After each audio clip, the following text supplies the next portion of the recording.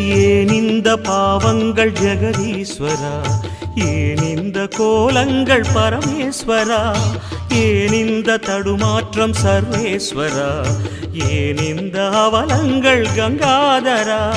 மூன்றாவதாம் உன் கண்ணையே நீர் திறப்பீர் உலகுயவே. ஆதி அறியாமலே வாழ்ந்து வரும் வாழ்விலே ஆசைகளின் ஆட்டமே பாரு.